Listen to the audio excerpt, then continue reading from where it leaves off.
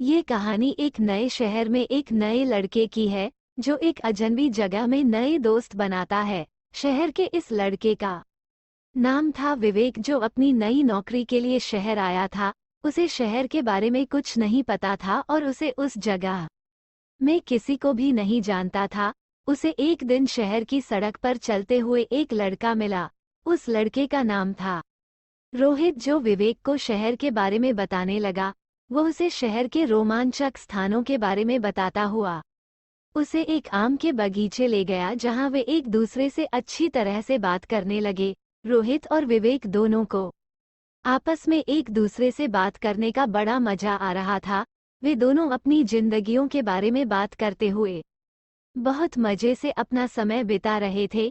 फिर एक दिन रोहित ने विवेक को अपने घर पर बुलाया और वहां उसे अपने परिवार से मिलवाया। विवेक ने उनकी परिवार के सदस्यों से बात की और उन्हें भी बहुत पसंद किया। रोहित के परिवार ने विवेक को खाने का भी न्योता दिया और वहां खाने के बाद वे दोनों अपने कमरे में खेलने लगे।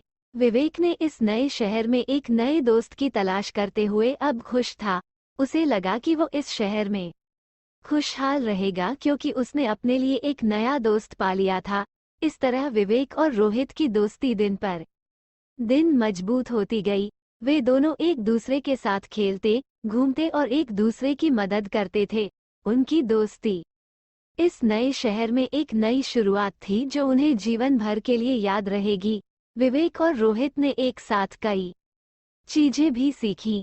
विवेक ने रोहित को अपने विषयों के बारे में बताया और उसे अपने स्कूल के बारे में भी बताया। रोहित ने विवेक से अपने विषयों के बारे में भी बताया और उसे अपने घर के बारे में भी बताया। दोनों दोस्त एक दूसरे के साथ इतनी अच्छी तरह से मिले कि वे अपनी जिंदगी के सभी पलों में एक दूसरे के साथ रहना चाहते थे। एक दिन रोहित ने विवेक को बताया कि वह अपनी फैमिली के साथ एक ट्रिप पर जा रहा है। विवेक को बहुत खुशी हुई और उसने भी रोहित को अपने घर बुलाया। दोनों दोस्तों ने अपनी यात्रा का लुत्फ उठाया और उसके बाद वे दोनों ने एक दूसरे को लंबे समय तक नहीं देखा। फिर एक दिन विवेक को अपने शहर जाना पड़ा और दोनों दोस्तों को अलविदा कहने का समय आ गया। विवेक को बहुत अफसोस हुआ कि वो अब अपने नए दोस्त से दूर हो रहा था। विवेक को पता नहीं था कि रोहित ने उसे एक छोटी सी सरप्राइज दी थी। रोहित ने विवेक को उसके घर जाने के बाद एक चिट्ठी छोड़ दी थी। चिट्ठी में लिखा था, अपने दोस्त के साथ रहने का मजा हमेशा रहता है। मुझे उम्मीद है कि हम जल्द ही फिर से मिलेंगे। विवेक ने चिट्ठी पढ़कर अपने दोस्त के साथ फिर से मिलने का इरादा बनाया। दोनों दोस्तों ने एक दूसरे को बिना रुके हुए संदेश भेजने लगे और उन्होंने अपनी दोस्ती को मजबूत बनाए रखा। एक दिन विवेक ने रोहित को एक चिट्ठी लिखी और उसमें लिखा, मैं अपने शहर में तुम्हारा इंतजार कर रहा हूँ, क्या तुम मेरे पास आ सकते हो? रोहित ने तुरंत ही हाँ कर दी और उसने विवेक को अपना टिकट भेज दिया। फिर एक बार फिर से दोनों दोस्तों ने अपनी दोस्ती को नई ताकत दी।